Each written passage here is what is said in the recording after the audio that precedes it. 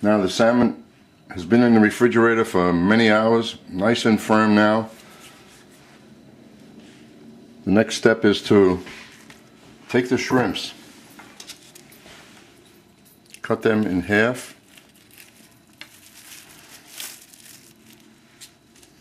I'm working on saran wrap, so none of the croquette mix will be sticking to the wood. Easy to work with. So now that the shrimps are done, we'll take a scoop so we get uniformity in the amount that we're going to use. We put a scoop down.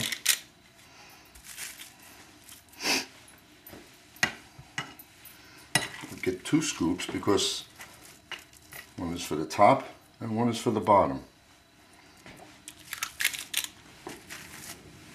And we're going to flatten these out. Not too thin. That's good. Nice shape for a croquette.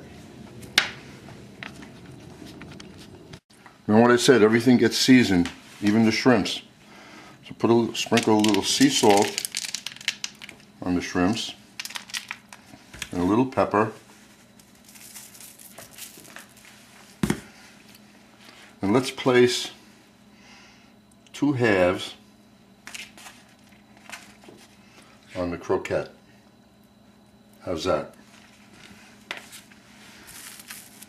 Take this half, place it on top,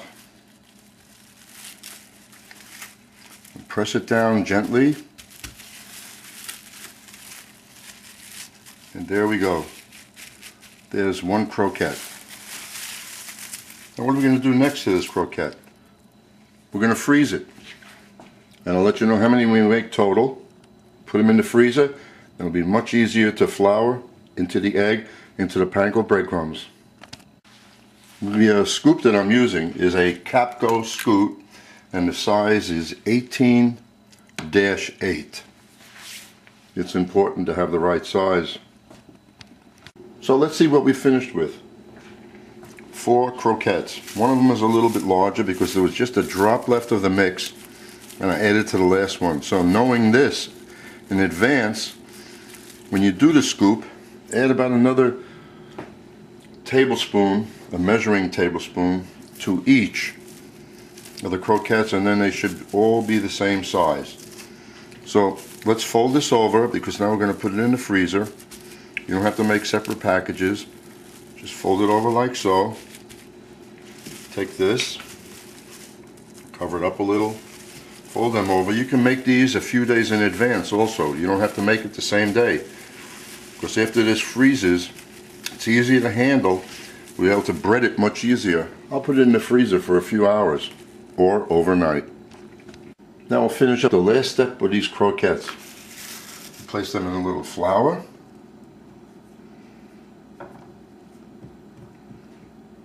Nice and easy. Keep one hand dry at all times. The eggs. And then the bread, the panko breadcrumbs. Get plain panko breadcrumbs. I couldn't find any, so I was forced to get Progresso, which I didn't even know they made it. So these have a slight seasoning on them, which I didn't want, but it'll still work. As far as the sauce for this, any sauce that goes with fish would be appropriate. Tartar sauce, if you want it, also. And it really doesn't matter. I'm gonna have mine plain tonight with a little rice and some beans that I have left over.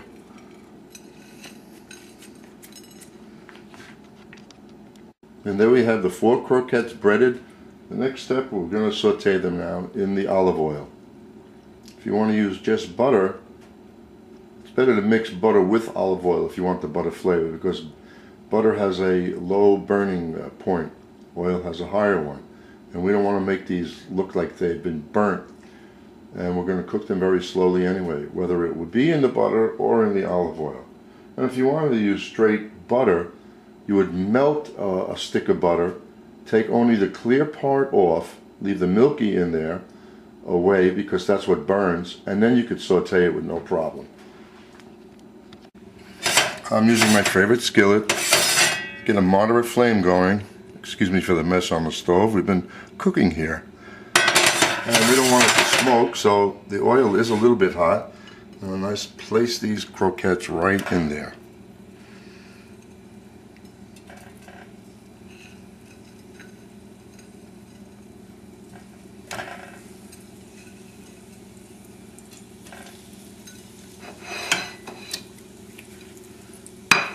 I'm going to time this, but I'm not going to film the entire time. I'm going to give it like 10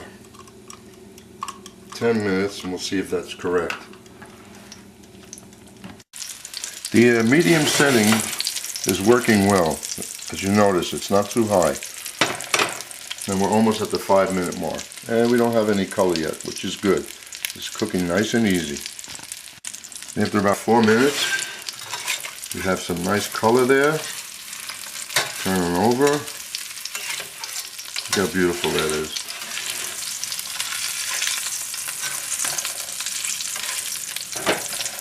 And now we're going to lower the flame to a point where it is between medium and low to make sure this is cooked throughout and not too dark. So we'll just turn it. Look how low that is. Okay? That'll work just fine. And make sure that the shrimps on the inside get cooked. Even though they're sliced paper thin, but just a little bit of heat and they'll be ready. Now as I feel these, look at that. Look how nice and firm they are. That's why you need a thick cream sauce to do this. And like I said, these croquettes, the only bread that you see that you will be eating is only on the outside. The inside is nice and rich and full of salmon and firm. You would do the same thing with crab meat. You buy some lump crab meat, the same amount, treat it the same. You could take this mix. You want to toast some of the bread first, the panko breadcrumbs. Toast them first in a skillet with a little butter. Put the mix in a little tart shell, a pastry tart shell, and put the toasted breadcrumbs on top and just heat it up in the oven and you have yourself an hors d'oeuvre. Do it with shrimps, crab meat, anything. Now we're at the 10-minute mark. There's the buzzer. We have beautiful color on both sides. I shut it off. We'll remove the croquettes, put them on a plate. If you like, now you can put this in the refrigerator for a day or two and then serve them. Nothing wrong with that. An item like this doesn't pick up a refrigerator taste and it'll be as perfect as it is today. What I'm doing, now that it's done, as soon as the wife comes home, I'll put it back in there just to heat it up and we're going to have this for dinner.